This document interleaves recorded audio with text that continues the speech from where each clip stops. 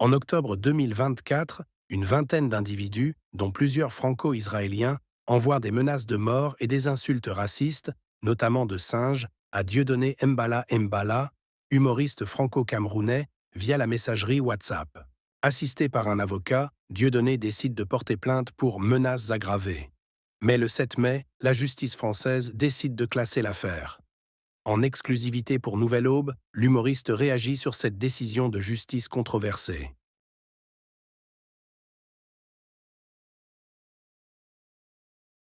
Mais c'est toute une partie de la société française qui a la peau noire et qui se sent visée par ces insultes. Ça renvoie aux vieux poncifs caricaturaux de l'homme noir qui n'a pas de conscience, qui est un animal que l'on peut utiliser comme ça a été le cas pendant la traite négrière transatlantique.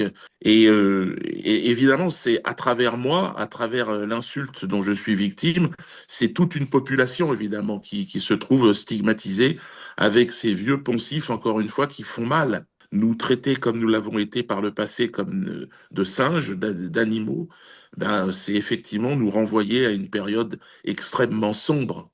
L'affaire est en train de prendre de l'importance dans les départements d'outre-mer, où c'est vu comme la démonstration que même après 400 ans d'esclavage, après la colonisation africaine, eh bien, nous restons des animaux pour cette société française. Que pensez-vous du classement sans suite de votre plainte? Ce n'est pas normal de classer des menaces puisque j'ai déjà été victime d'agressions physiques. Il y a des gens qui ont été convoqués, ils ont été entendus par la police. Apparemment, ils se sont cachés derrière l'argument c'était pour rire. Alors moi, je suis humoriste. On m'interdit de faire des blagues et d'autres personnes comme ça peuvent me menacer. C'est 20 menaces directes sur un citoyen français par d'autres Français, enfin franco-israéliens pour la plupart. Donc on attend des réponses. Alors, on est en plein délire judiciaire.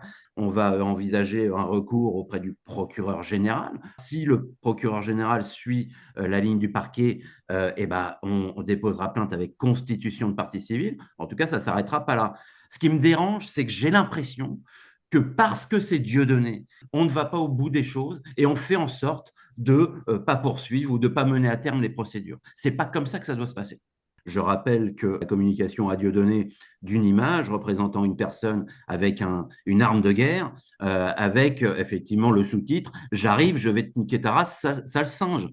Donc la menace, elle est pas, c'est pas une injure, c'est pas une simple injure non publique, c'est une vraie menace de mort. Imaginons un soldat en uniforme, un soldat français qui prononce ce genre de choses. J'imagine qu'il y aurait des réactions. Éric Zemmour se fait poursuivre avec son sac de course dans la rue. Le président l'appelle, lui dit comment ça va, il y a des poursuites immédiates. Et moi, là, je suis menacé avec un soldat en uniforme, avec une arme, et il ne se passe rien. Comment ça se fait? Ça veut dire quoi? Ça veut dire que je suis quoi? Je suis vraiment un animal pour l'État français? L'homme noir en France est toujours traité comme un sous-citoyen. Nous avons sollicité les associations antiracistes de France pour connaître leur point de vue sur cette affaire. Aucune ne nous a répondu, à l'exception de SOS Racisme, qui n'a pas souhaité commenter.